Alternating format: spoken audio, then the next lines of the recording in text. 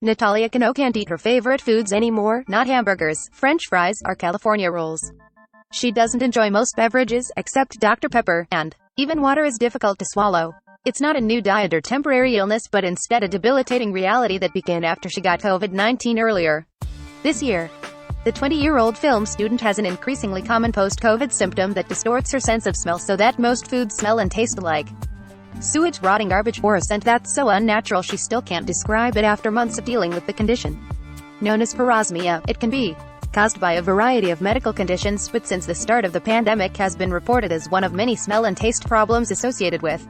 In a now viral video posted to her TikTok account on November 14th, Cano documents an emotional breakdown over finding out her condition has a name. She's replying to a video by another user, Ashley Zybetti, who also has parosmia and has to eat with a nose clip to tolerate the taste of food. Cano is crying, trying to explain to viewers how difficult her situation is. "I didn't know this had a name," she says. "I don't think anyone understands how much this affects your daily life.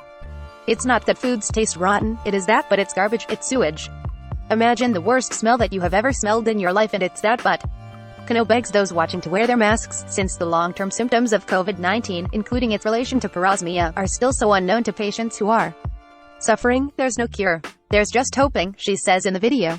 More than 13 million people have viewed that video, and 70,000 have flooded her comment section with a wide variety of advice, supportive comments, and, unfortunately, accusations that she's just being dramatic, Cano told Mashable.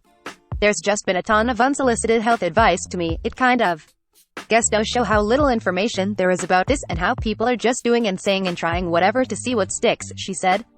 To appease some of her new 100,000 followers, she's even tried some of the suggestions, like eating a burnt orange didn't work, or using smell training kits. While the latter hasn't made much of a difference, she did learn that the smell of clove hasn't changed, and that's helped her find a few enjoyable foods and beverages that feature the spice, like chai, Dr. Pepper, and even barbecue sauce. A good portion of those comments are from people also suffering from the effects of sensory loss and parosmia after contracting COVID-19. She receives an overwhelming amount of personal messages every day. From the stories shared in her messages and comments, Cano said, it's possible many viewers were discovering their experiences weren't unique for the very first time, just like she had. Indeed, even after seeing multiple medical professionals, Cano hadn't heard the term parosmia before stumbling upon Zybetti's TikTok account, which then inspired her to do her own research. Cano had briefly lost her sense of smell when first sick, but didn't consider the possibility of future parosmia.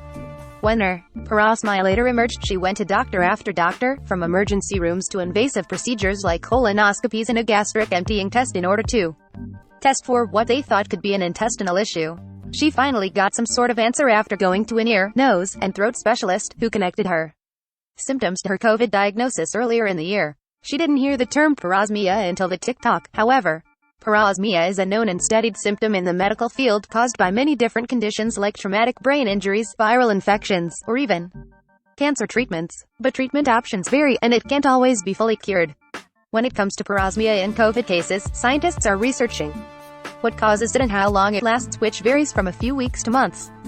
New data published in November in the Journal of the American Medical Association, JAMA, estimates that at least 170,000 people are living with COVID-19. Olfactory dysfunctions, also known as SCOD, which is a general term for lost or distorted smell after a COVID-19 infection. And that's just the lowest end of the estimate, which could be as high as 1.6 million people living with a damaged sense of smell and taste. As we reach the 2-year mark of the pandemic, medical institutions and researchers are devoting more research time to the long-term effects of COVID-19, a variety of conditions arising after COVID infection, often referred to as long COVID or long hauler COVID. Younger people might feel less inclined to make a big deal out of it because we're aware of how many people are losing their lives because of COVID, and how much worse it could have really been. Cano, for her part, described her and her family as extremely careful about COVID health protocols, but unfortunately still contracted it in January. She quarantined for 2 weeks and recovered soon after.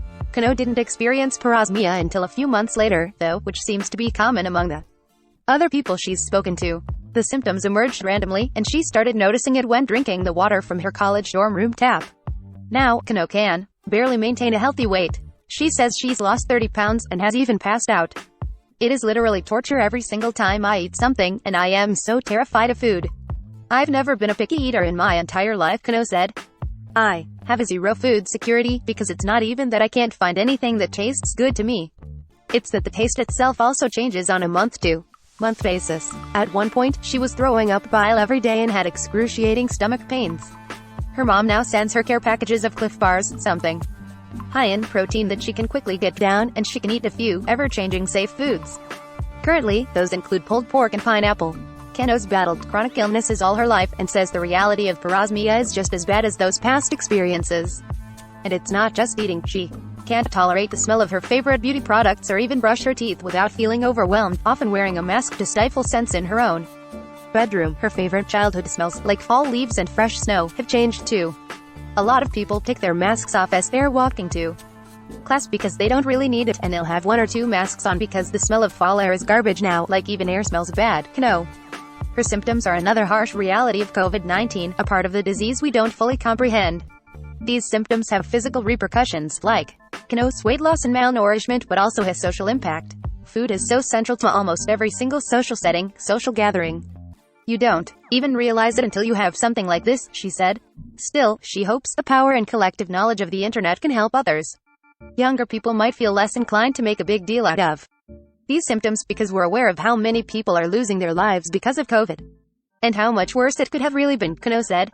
I thought that I was completely alone on this, but there are so many people that were in the exact same position that I was in.